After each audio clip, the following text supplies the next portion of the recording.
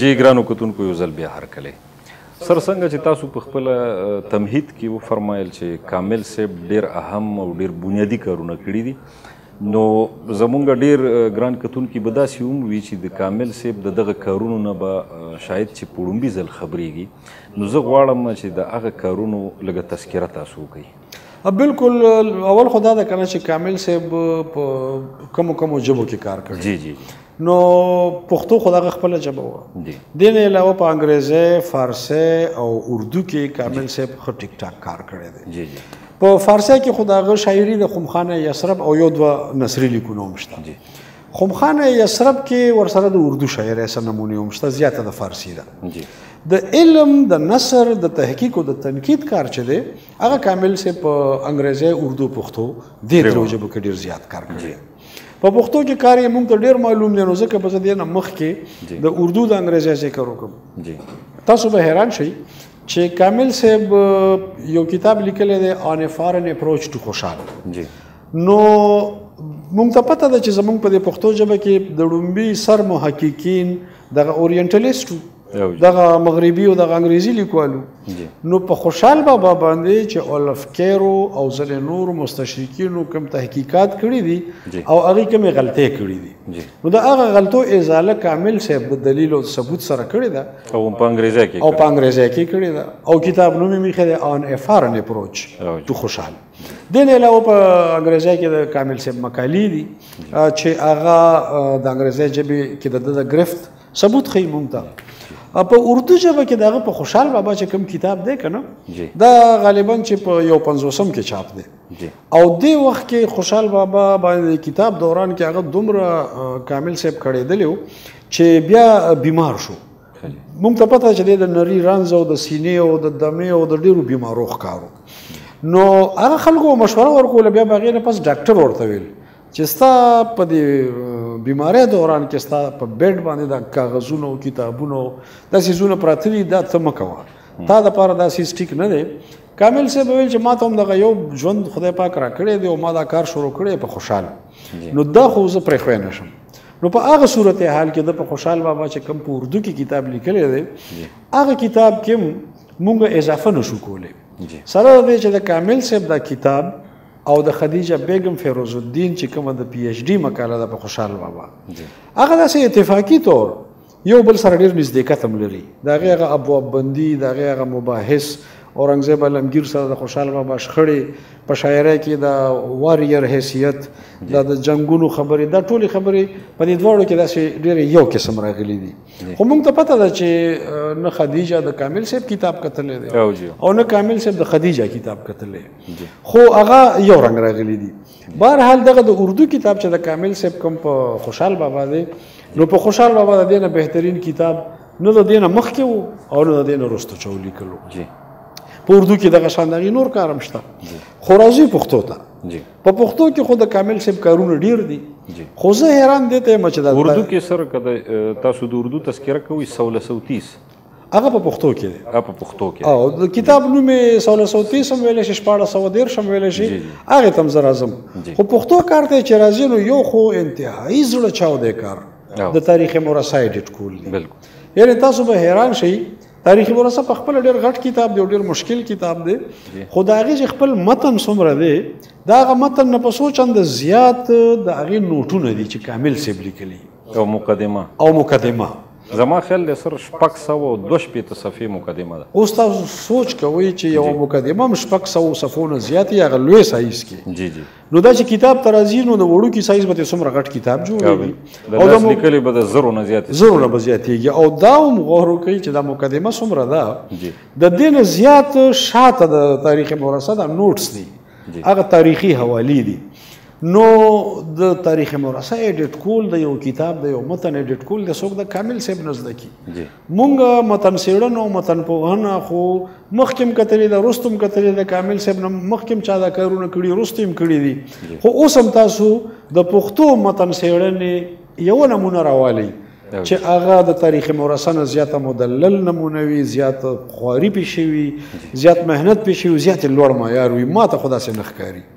نو دغه تاریخ مورثه د کامل صاحب انتهایي لویه کارنامه ده. بلکې د افضل خان خټک چې هغه دغه کتاب لیکونکی دی، د هغه نه زیات تفصیلات کامل صاحب په خپلو نوټونو کې ورکړي دي. راځو دې ته چې د رحمان بابا په هکله د کامل صاحب کوم کتاب دی په پښتو کې، نو پر رحمان بابا د هغې نه پس بلا ډېر کتابونه ولیکلی شو. ما هم پکې د رحمان بابا اجاز لیکلی دی، خو تاسو اکثر کتابونه راوالئ. د کامل صاحب په کتاب باندې اضافه خو څه چې د هغه شوي خبرې زموږ نه نورې خرابې شوي دي. یعنې موږ په هغه سټایل کې کړي نه دي چې څومره په اوچت معیار کامل صاحب کړي دي. نو نوې خبره چا سره په رحمان بابا کې نه را پیدا کېږي، ځکه نه را پیدا کېږي چې د کامل غوندې سړي هغه ابتدا کړې وه د باقاعده تحقیق سره. دی چې کامل صاحب نه مخکې خو په رحمان بابا کارونه شوي دي، خو چې هغه اصلي مستند او باقاعده تحقیقي کار موږ څه ته ویلی شو، نو په هغې کې هم اولیت د کامل صاحب دی. بیا دا 1413 کتاب چې دی، دا خو داسې یو کتاب دی چې کامل صاحب په تاریخ مورثه کار کولو، نو په هغې کې به ځلې داسې اضافي خبرې راتلې چې کامل صاحب به دا سره نوټس اخیسته. او هغه د افضل خان خټک په حواله، د کاظم خان شهدا په حواله، د خټکو د نورې کورنۍ د هغه دور په هکله چې کومې تاریخي او تحقیقي نکتې وي، هغه کامل صاحب ځان سره نوټ کړی وي. نو د تاریخ مورثه د تدوین نه پس یې بیا د 1413 ته هغه نوټس ته نوی شکل ورکو، یو بل کتاب یې ولیکلو. او هغه 1413 یې په نوم ځکه ایښی دی چې د 1413 عیسوي کال چې کوم واقعیات دي، هغه واقعیات زیات په دې کتاب کې مخې ته راغلي دي. نو زه چې هغه کتاب هم ګورم، زه ورته حیران شم چې د هند تذکرې ټولې کتلې دي، د سنسکرت ژبې نه استفاده کړې ده دغه کتاب دپاره او تاریخ مورثه دپاره. د فارسي بلا کتابونه دې دپاره کتلي دي، تاریخونه یې کتلي دي، یو یو نکتې پسې یې زړه چاودون کړی دی او دغسې یو ښکلی کتاب یې لیکلی دی.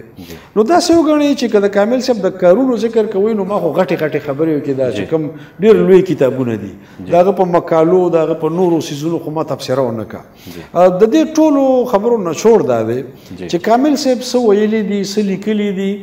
تر اوسه پورې چا جرأت ونه کړی شو چې د هغه خبره رد کړی شي. که چا د رد کولو کوشش کړی دی، زمونږ رښتین صاحب ځینې تنقیدونه کړي د کامل صاحب په تحقیقاتو، هغه که ته وګورې نو ته به حیران شي چې رښتین صاحب څومره سطحي خبرې کړي دي. د علي خان په حواله کامل صاحب چې څه ویلي دي، نو رښتین صاحب بغیر د حوالې وایي چې کامل د سودا نه کوي، علي خان خټک دی. نو سودا نه کوي په تحقیق کې چېرې دلیل کېدی نه. دغه شان په کاظم خان کې چې زموږ نورو محققینو د کامل صاحب په جواب کې څه لیکلي دي، نو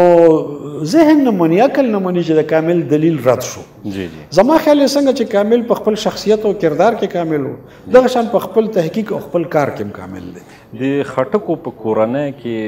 هم د یو کس نیم دغه چې دی دیوان کامل صاحب دغې تدوین کړی دی. ستاسو داسې ده چې د یو خو عقاب خټک پر رحمان بابا یو کتاب لیکلی و، نو کامل صاحب د هغې جواب کړی او هغه لار رساله کې و، لار رساله کې، او د کامل صاحب د مقالې د جواب نه پس عقاب خټک خپل کتابونه وسوځول. او د خټکو په کورنۍ کې چې د چا دیوانونه مرتب کول وي، نو د سکندر خان دیوان هم کامل صاحب کړی، دغه ما ویل ستاسو غالبا چې اشاره دی ته. او ګوره ما خو دغه دیوانونو ذکر ونه کړو چې کامل صاحب په هغې کار کړی دی. نو د خوشحال بابا چې کوم کلیات دی، هغه کامل صاحب مرتب کړی دی، او د کامل صاحب نه علاوه بلا خلکو کړی دی. خو د کامل صاحب غوندې کار مثال نه پیدا کېږي چې هغې ورکې کوم اضافي کړي دي. اضافي په دې سنس کې چې کومه تبصره یې کړې ده. د سکندر خان خټک دیوان چې دی هغه کامل صاحب کړی دی چې هغه د خوشحال بابا زوی دی. او دغه شان د خوشحالیاتو په حواله خو کامل صاحب چې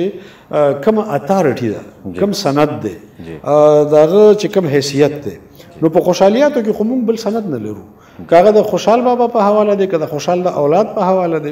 ګوره د افضل خان خټک تاریخ مورثه خو هم د خوشحال بابا د فیملی سره تعلق لري که نه. دغه شان د کاظم خان شهدا په هکله مباحث چې دي، دا خو د خوشحالیاتو سره تعلق لري که نه. بیا د خوشحال بابا چې دا کم ځان له کتابونه چاپ شوي دي، که هغه طب نامه ده او که هغه فراق نامه ده او که هغه نورې نامې دي،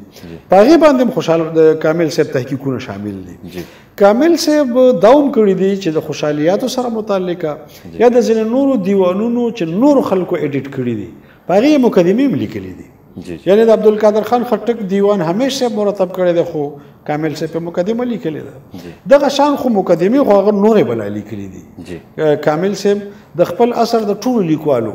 په کتابونو مقدمې لیکلي یا داسې به ووایو چې د مقدمه نګاري چې ده په دې کې اولیت د کامل صاحب داسې دی چې د حمزه بابا په کتابونو د کامل صاحب مقدمه د مهدي شاه باچا د اجمل خټک د کلندر مومند د همیش خلیل او دغه شان د دې دور چې نور څومره لیکوال دي د کامل صاحب سره نږدې هغه ټولو باندې چې کومې مقدمې کامل صاحب لیکلي دي زمونږ ډاکټر زبیر اسرت هغه مقدمې چاپ کړي هم دي کتابي شکل کې نو په هغې کې هم کامل صاحب داسې حیثیت لري چې بل څوک پې د پاسه خبره نشي کولی ځکه نه یوازې خوشحالیات بلکې د پښتو ژبې او ادب چې کوم د تحقیق او تنقید اړخ دی په هغې کې کامل صاحب چې دی خپل مثال پیدا نه کړی شو یعنې د کامل صاحب ثاني تر اوسه پورې مونږ ونه لیدی شو جی ډیره مننه دغه باس د کلاسیک مخ په وړاندې بوزو خو یو وړه دمه اخلو ګرانو کتونکو د یو دمې وخت شوی دی موږ سره اوسئ